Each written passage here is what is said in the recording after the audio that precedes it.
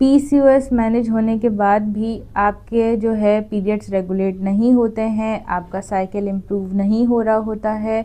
यहाँ पर मेरी इतनी सारी पेशेंट हैं, मैं अंडरवेट पेशेंट की बात कर रही हूँ कि जो भी मेरी लीन पीसीओएस वाली पेशेंट होती हैं उनके पीसीओएस तो मैनेज हो जाता है, लेकिन फिर भी पीरियड्स रेगुलेट उनके नहीं होते हैं।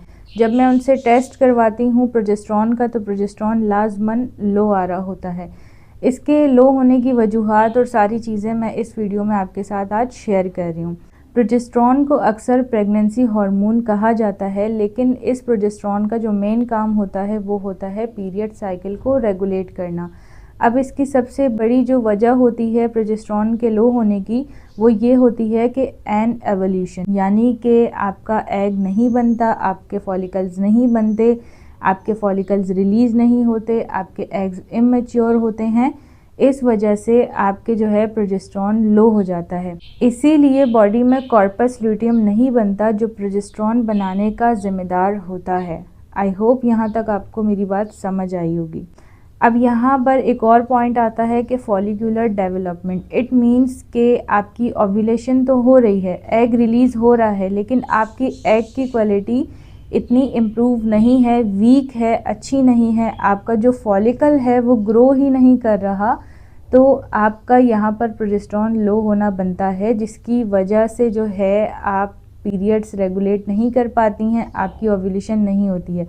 सबसे बड़ी बात यहाँ वही दोबारा आ गई कि ओव्यूलेशन होगी तभी तो प्रेगनेंसी के चांसेस बनेंगे ना। पीरियड्स का रेगुलेट होना क्या मतलब, ओव्यूलेशन होनी चाहिए, टाइम पर होनी चाहिए, और आपका एग क्वालिटी को अच्छा होना चाहिए, ग्रो करना चाहिए आपके एग को। इस एक पॉइंट के बाद दूसरा पॉइंट ये आता है कि कॉर्टिसोल। जब आपका कॉर्टिसोल हार्मोन बढ़ जाता है तो आपके इंटरनल ऑर्गन्स में इन्फ्लेमेशन स्टार्ट हो जाती है।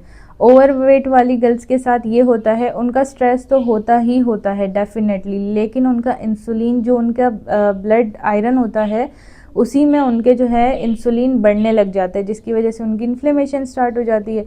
अब अंडरवेट गर्ल्स वालों के साथ क्या होता है कि इनका इंसुलिन हाई इतना नहीं होता जितना इनका स्ट्रेस हार्मोन हाई हो जाता है, इनके इंटरनल ऑर्गन्स पर इन्फ्लेमेशन स्टार्ट हो जाती है।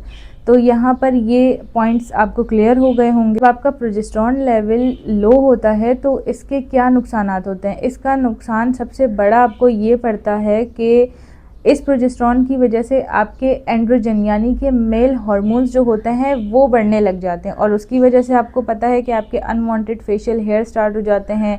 मेल हार्मोन बढ़ेगा तो जाहिर सी बात है वो एग को ना रिलीज़ होने देगा, ना बनने देगा, ना ग्रो करने देगा। आपके पीरियड्स इरेगुलर हो जाते हैं प्रोजेस्टेरॉन लो होने की वजह से। आपकी जो यूट्रस लाइनिंग है ना वो ज़्यादा थिक हो जाती है, जिसकी वजह से आपके बॉडी को पता ही नहीं है, आपके एग्स को पता ही नहीं है कि मुझे इस टाइम पर रिलीज़ होना है। तो पीरियड्स को रेगुलेट होना चाहिए, लेकिन सबसे पहले अपनी रूट कॉज जो है पीसीओएस की वजह से ये सारे मसले बन रहे हैं ना। ऊपर मैंने आपसे क्या बात की कि आपके इमेच्योर एग्स हैं, आपका एग ग्रो नहीं कर रहा, आपकी ओव्यूलेशन नहीं हो रही है। तो ओव्यूलेशन का टाइम पर होना बनता है, पीरियड्स रेगुलेट होना, इसके अलावा आपके पीसीओएस नहीं होना चाहिए। अगर पीसीओएस मैनेज हो गया है तो प्रोजेस्टेरॉन लो है तो सिर्फ प्रोजेस्टेरॉन को ट्रिगर करना है, पीसीओएस को ट्रिगर नहीं करना दोबारा से। अब आपने प्रोजेस्टेरॉन पर मूव करना है, उस पर काम करना है। लास्ट में मैं आपको सप्लीमेंट के नाम भी बताऊंगी जो आप जो है कंज्यूम कर सकती हैं। यहाँ पर प्रोजेस्टेरॉन लो होने का सबसे बड़ा नुकसान ये भी होता है कि स्पॉटिंग। आपने देखा होगा कि बहुत सारी ऐसी ख़वातीन आपके इर्द गिर्द होती हैं जिनके पीरियड्स रेगुलेट होते हैं, लेकिन पीरियड आने से पहले उनके स्पॉटिंग हो रही होती है। किसी किसी के बहुत हैवी स्पॉटिंग होती है, यानी कि 3-4 मंथ से होती है, किसी किसी के जो है 4 दिन पहले से स्पॉटिंग होना स्टार्ट हो जाती है। तो ये सबसे बड़ी अलामत है कि आपका प्रोजेस्टेरॉन लेवल जो है वो लो है। अगर आप प्रोजेस्टेरॉन को नॉर्मलाइज कर लेंगे तो आपके पीरियड से पहले स्पॉटिंग नहीं होगी। आपको बहुत हैवी फील होता है, मूड स्विंग्स होते हैं, और फेशियल हेयर्स, जैसे कि मैंने आपको मेल हार्मोन का बताया, ये सारी चीज़ें आपको जो है सिम्टम्स मिल रहे होते हैं कि आपका प्रोजेस्टेरॉन लो है।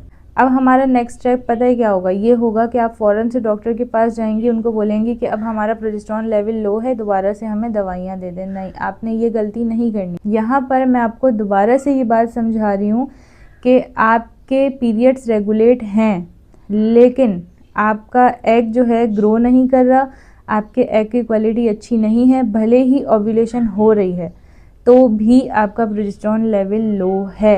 तो आपने इस पर फोकस करना है कि आपकी एग क्वालिटी अच्छी होनी चाहिए, ग्रो करना चाहिए एग को, और जो है आपकी ओवरी जो है वो हेल्दी पेल्विक होना चाहिए आपका, ठीक है, आपकी ओव्यूलेशन टाइम पर होनी चाहिए। ये सारी चीज़ें आपस में मिली हुई हैं, जुड़ी हुई हैं एक दूसरे से। तो पीसीओएस मैनेज हो गया, अब प्रोजेस्टेरॉन लेवल को नॉर्मल करना है। अब मैं आपको 2-3 ऐसे डाइटरी सप्लीमेंट बता रही हूँ जिसकी वजह से आपका प्रोजेस्टेरॉन लेवल नॉर्मल हो सकता है। अगर ये आप लोग अपनी डाइट रूटीन में इंक्लूड करेंगी तो ज़रूर आपके जो है प्रोजेस्टेरॉन लेवल नॉर्मल हो। नंबर 1 पर आता है विटामिन B6, इसके अलावा मैग्नीशियम ग्लाइसिनेट, जिसकी वजह से आपका स्लीप साइकिल अच्छा होता है, आपकी बॉडी फंक्शनिंग अच्छी होती है। थर्ड सप्लीमेंट है जिंक। अब यहाँ पर अगर आप ओवरवेट हैं और आपका पीसीओएस मैनेज हो चुका है फिर भी आपके पीरियड्स रेगुलेट नहीं हो रहे हैं, तो सबसे पहला काम फोकस आपने ये करना है कि अपना इंसुलिन चेक करना है कि आपका इंसुलिन रेजिस्टेंस है, आपका इंसुलिन जो है वो नॉर्मलाइज है भी या नहीं। तो सबसे पहले इंसुलिन पर वर्क करेंगी जो ओवरवेट गर्ल्स हैं, अपने इन्फ्लेमेशन को रिड्यूस करेंगी। मैं यहाँ पर वेट लॉस की बात नहीं कर रही, मैं यहाँ पर कह रही हूँ कि इन्फ्लेमेशन रिड्यूस करेंगी आप लोग।